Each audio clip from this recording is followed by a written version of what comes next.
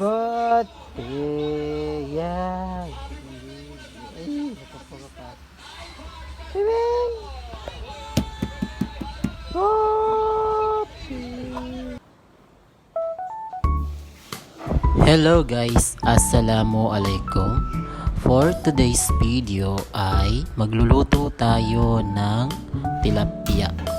Ito ay tinatawag naming pidsinina. Sabi ni Jong Magdaliday sa unang hirit. So, ang dapat nating i-prepared na mga ingredients ay una dyan ang isda, tilapia or anything na isda.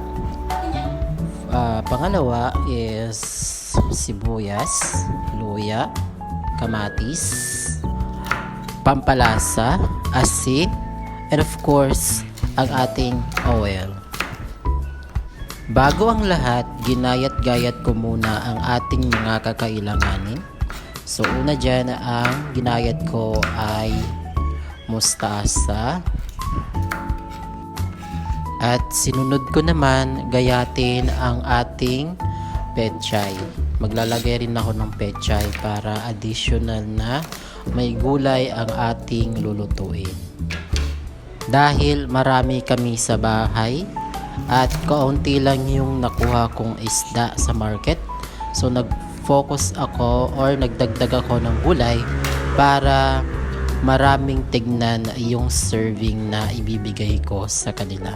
So yun lang naman yung aking technique sa pagbabudget ng ulam namin sa bahay. Dito sa bahay ay meron kaming 4 na family.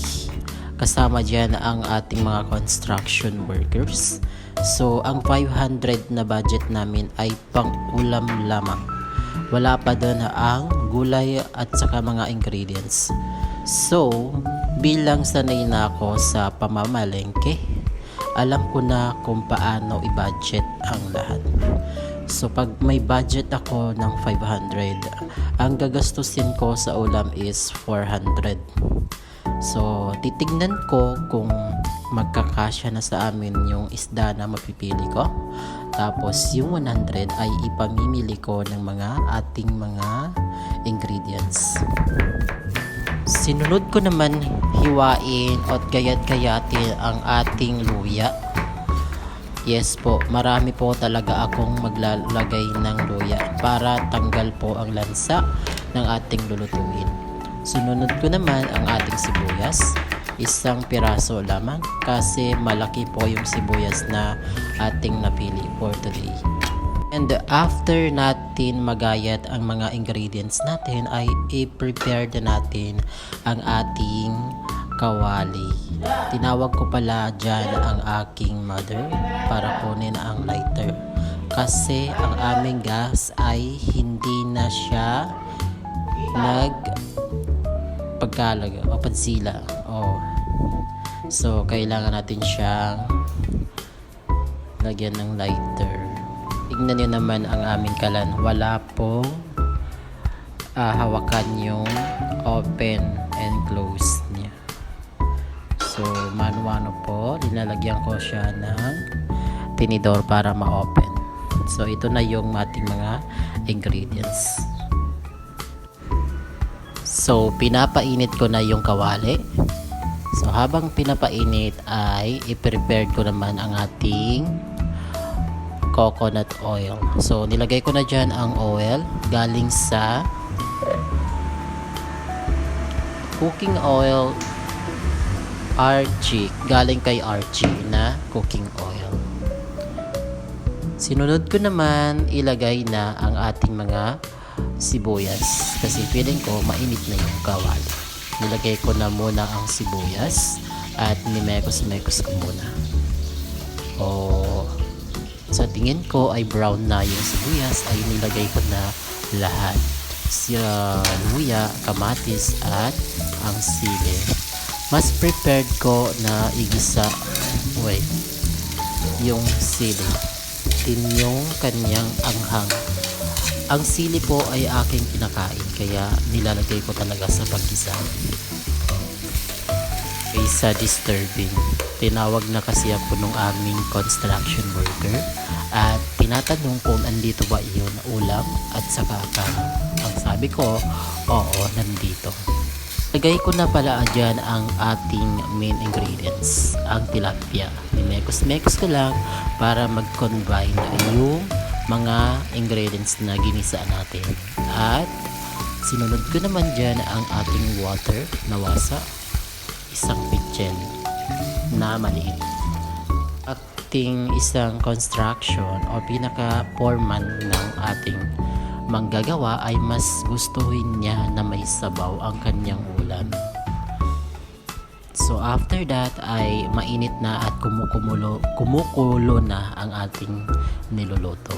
So tinanggalan ko lang siya ng takip at tanggalin din natin mga bula-bula na yan. Kasi po ang bula-bula na po yan po ay mga lansa ng isda na lumutang na. So kailangan natin siyang tanggalin. Katapos nating tanggalin yung mga bula ay aking namang sinudo ilagay ang pechay. Kasi po mas prepared ko na lutong-luto yung pechay kasi pag hindi po siya lutong-luto ay mapait po. So mas gusto ko yung lutong-luto. So imekos-mekos lang natin habang maluto yung gulay na nilagay natin.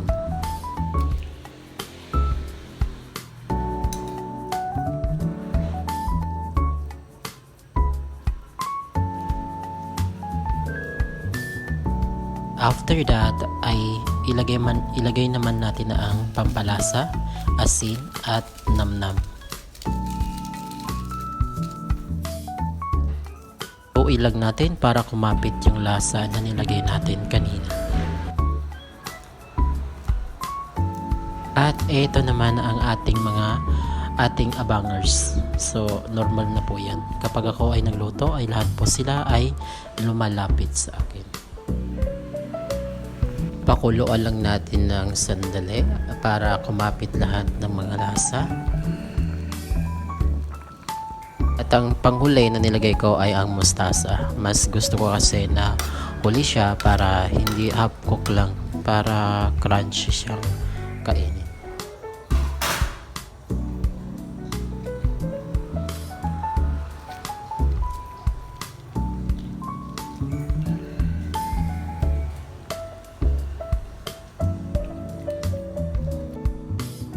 And then, ito na yung pinaka-part ng ating vlog today, ang Tiki Man.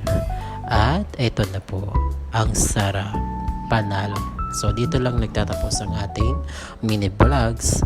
Paki-like naman po and follow po ang ating page. Thank you po.